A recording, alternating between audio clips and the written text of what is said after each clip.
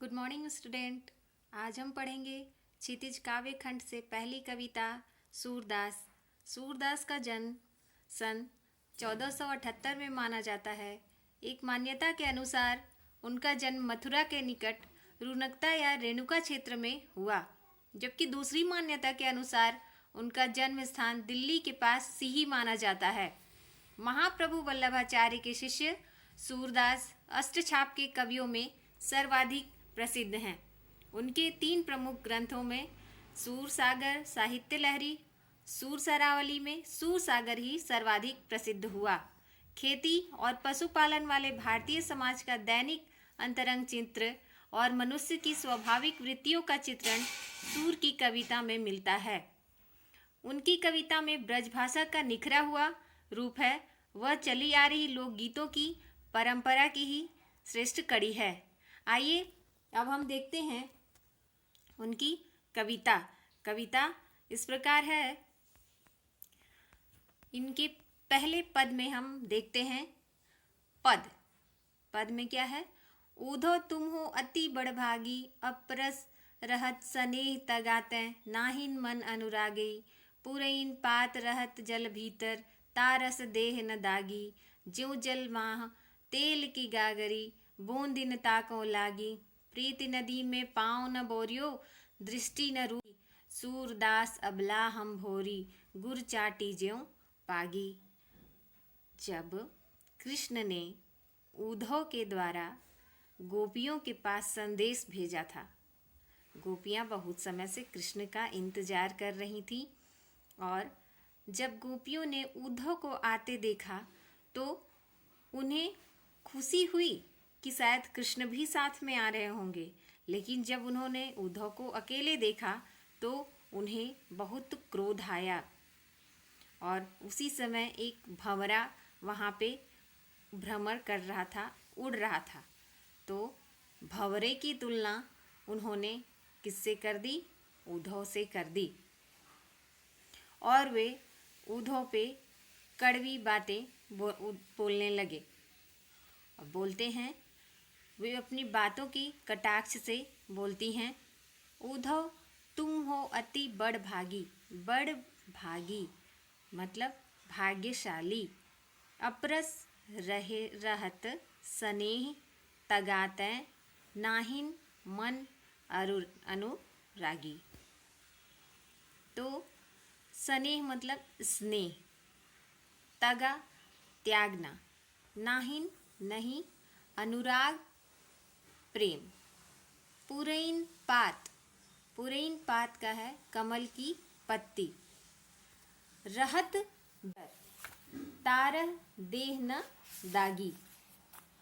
तो यहाँ पे अपरस का मतलब है कि नीरस, अछूता, जिसको कोई छू न सके।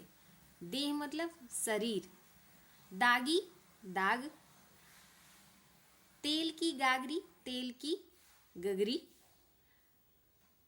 और पाँव मतलब पैर, बोरियो डुबोना, बूंद न ताको लागी, ताको मतलब उनको, प्रीति नदी प्रेम की नदी, दृष्टि न रूप परागी, परागी मुग्ध होना, सूरदास अबलाहम भोरी, भोरी का अर्थ है यहाँ पे भोली, गुर का अर्थ है गुड़, चाटी का अर्थ है चीटी, और पागी मतलब गुड़ का जो पाग होता है।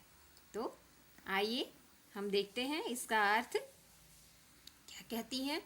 गोपियाँ उद्धव से कहती हैं कि उद्धव तुम हो अति बड़भागी, उन पे कटाक्ष करती हैं। उद्धव उनके लिए संदेश लेके आए हैं, कृष्ण का संदेश लेके आए हैं, और वे कहती हैं कि हे उद्धव। जब वो संदेश देखती हैं और उन्हें क्रोध आता है, तब उद्धव से वे कहती हैं कि उद्धव तुम हो अति बड़भागी, उद्धव तुम भाग्यशाली हो।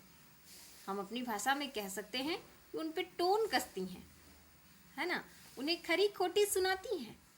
तो उद्धव तुम बहुत भाग्यशाली हो, अपरस रहत स्नेह तगाते। तो अपरस का अर्थ है अछूता। तुम अभी तक स्नेह से, प्रेम से अछूते हो। नाहिन मन अनुरागी, और नहीं तुम्हारे मन में प्रेम है। पुरैन पात रहत जल भीतर, जैसे कि पुरैन, पुरैन का अर्थ है कि यहाँ पे कमल की पत्ती, कमल की पत्ती जैसे हमेशा जल के भीतर रहती है, और तार रस देह न दागी, फिर भी उसके शरीर पे एक भी दाग नहीं होता। देखते होंगे आप लोग कि कमल की पत्ती जल के भीतर तो रहती है, लेकिन उस पे जल की एक बूंद भी उस पे ठहरती नहीं है। तो पुरैन पात रहत जल भीतर, तारस देह न दागी। जिस प्रकार कमल की पत्ती जल के भीतर रहते हुए भी उस पे एक भी दाग नहीं है। ज्यों जल माह तेल की गागरी, जैसे कि तेल की गागर, तेल के घड़े को जल में डुबोया जाता है।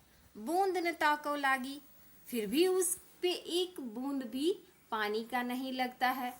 प्रीति नदी में पाँव न बोरियो, दृष्टि न रूप परागी। तुम हमेशा रहते हो, फिर भी तुमने प्रेम नहीं सीखा। प्रीत की नदी में, प्रेम की नदी में पाँव न बोरियो, अपने पैर भी नहीं डुबोए हैं। कृष्ण को यहाँ पे प्रेम का प्रतीक माना गया है, और बोलती हैं गोपियाँ कि प्रीति नदी में पाँव न बोरियो। तुमने क्या किया है? कृष्ण के साथ रहते हो जिनमें इतना प्रेम भरा हुआ है, फिर भी तुम क्या करते हो? पाँव न बोरियो, उनके प्रीत में, उनके प्रेम में तुम्हारा पैर भी नहीं डूबा है। प्रीत की नदी के साथ रहते हुए भी तुम्हारा पैर नहीं डूबा है। दृष्टि न रूप परागी, और तुम्हारी जो क्या है दृष्टि, तुम्हारी उनकी रूप पर तुम अभी तक मुग्ध नहीं हुए हो।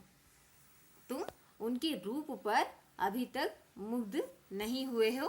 सूरदास अबला हम भोरी, सूरदास जी कहते हैं, क्या कहती हैं कि गोपियां अपने आप को अबला कहती हैं। हम अबला हैं, हम अबला और भोली हैं। गुर चाटी ज्यों पागी, हम उसी प्रकार हैं जिस प्रकार की चींटी गुड़ में, गुड़ के पाग में, अगर वो गुड़ के पाग में डूब जाए तो उससे अलग नहीं हो पाती। हम अबला भोली हैं, हम गुड़ के पाग में अर्थात कृष्ण के प्रेम में डूब गए हैं, लेकिन हम उनके प्रेम से अब नहीं निकाल सकते। उद्धव, तुम बड़े भाग्यशाली हो कि तुम अभी तक कृष्ण के प्रेम से अछूते हो। यहाँ आपका पहला पद समाप्त होता है।